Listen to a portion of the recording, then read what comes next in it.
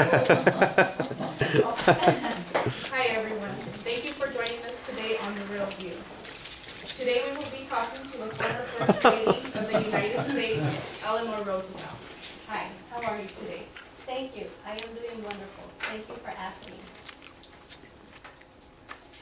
So, Mrs. Roosevelt, what influenced your decision to be so active in your role as First Lady? Well, I cannot be at any age content to take my place in a corner by a fireside and simply look on. In your opinion, Mrs. Roosevelt, what has been your greatest accomplishment? The accomplishments that I am most proud of is being a chairperson for the United Nations Commission on Human Rights. We have worked hard on the Declaration of Human Rights to make it a priority for every nation. Today, these lovely people will tell you more about it.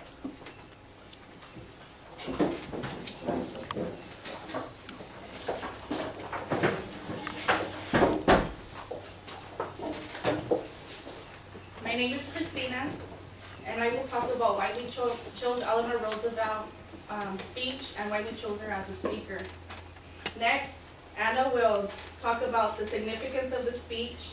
Then Janelle will give you information of the speech conventions used by Eleanor Roosevelt.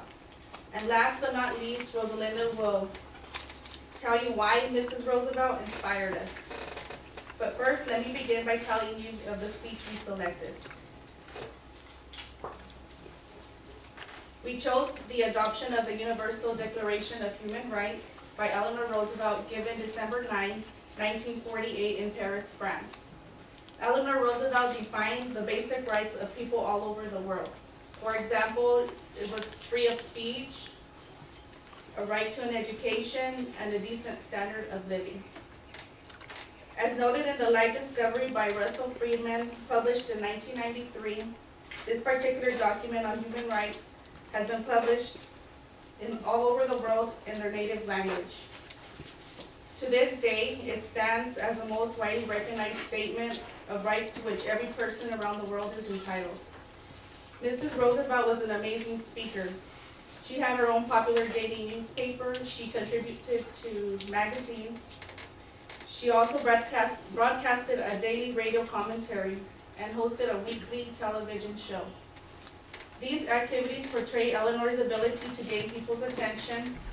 Her radio talks were among the finest of speaking ever done by a female on air. She was in constant demand as a speaker, giving more than 100 lectures a year. According to Amanda Ripley of Time, some first ladies are known for redecorating the White House. Mrs. Roosevelt was known as the first to hold 300 press conferences. Now, Anna will take the floor and talk about the significance of Eleanor Roosevelt's speech.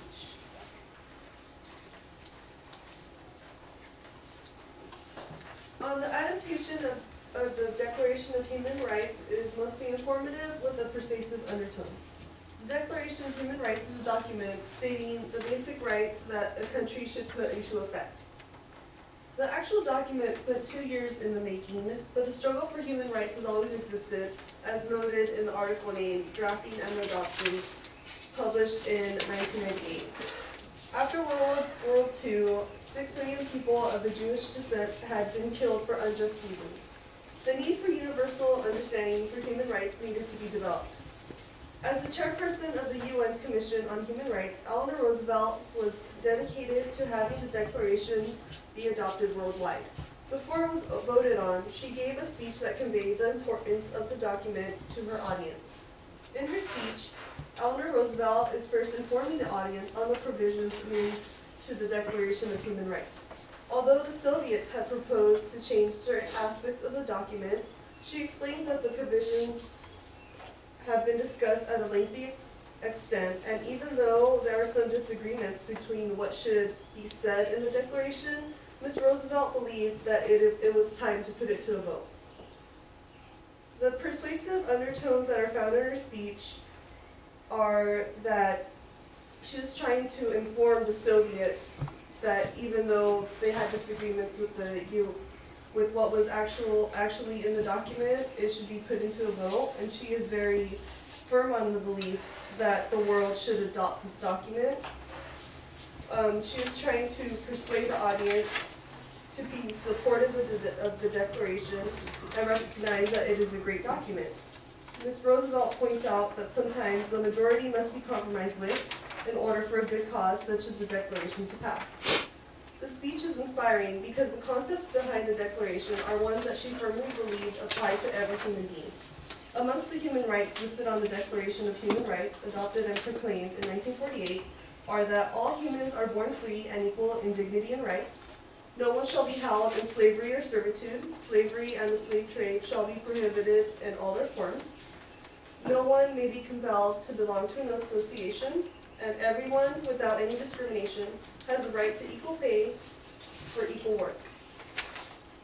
Now that I have talked about the significance of the Declaration of Human Rights, Janelle will talk to you about the speech conventions that Eleanor used in her speech. Thank you, Anna. So as a speech maker, Mrs. Roosevelt is basically our textbook in human form, a lot like many of the speakers that were spoken of today. She expertly uses vocal devices as well as speech conventions to convey her idea. Throughout the speech, she manipulates her volume to convey passion.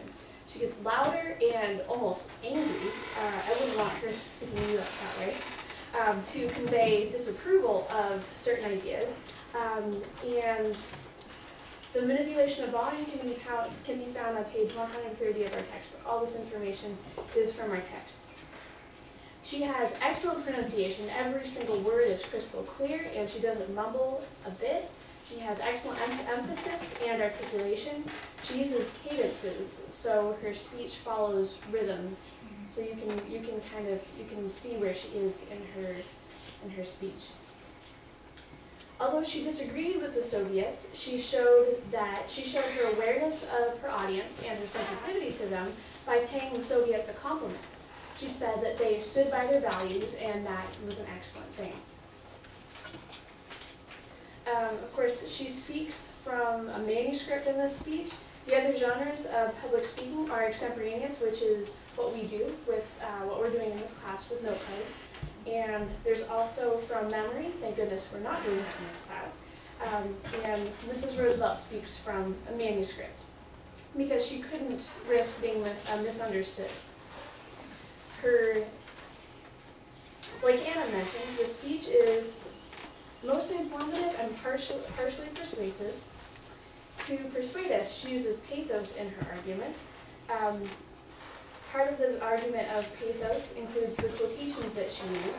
One of the quotations says that man is fundamentally a moral creature, and she also uses a quotation from the Secretary of the United Nations, which what that did is build credibility with her audience. She was quoting a member of the body she was speaking to.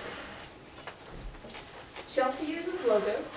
Her assertion is that all people should be free, and she walks us through her logic for that assertion.